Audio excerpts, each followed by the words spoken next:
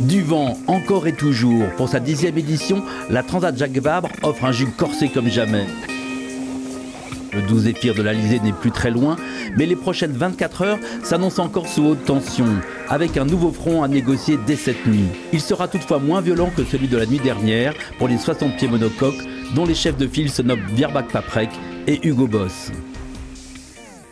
En théorie, ils sont loin devant, à une 80 000 à peu près, mais ils sont dans une zone qu'on a vraiment envie d'éviter, avec de la mer cassante, et ça a été le cas pour nous parce que la mer était vraiment très dure. Sur une trajectoire la plus sud de toute la flotte, avec un passage sous l'archipel des Açores, Yves Le Blévec n'a pas été épargné, mais il se félicite d'avoir évité le plus gros du coup de vent. On a croisé du mauvais temps, c'était pas une partie de plaisir non plus.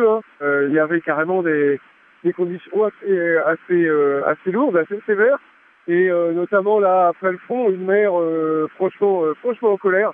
Donc c'était assez compliqué.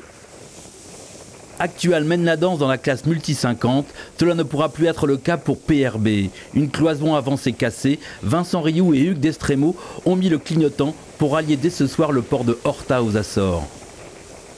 Si on continue à naviguer de manière normale avec la coque qui bouge comme ça, on risque carrément de casser la coque du bateau. Donc à ce moment-là, après, on court vers des ennuis beaucoup plus graves.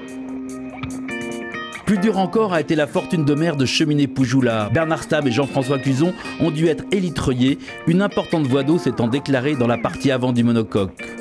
Après ces avaries, ils sont désormais 23 à faire route vers le Costa Rica. La classe la plus nombreuse reste celle des 40 pieds monocoques, avec 12 équipages, une flotte toujours emmenée par aquarelle.com, skippée par Yannick Bestaven et Éric Dongazette.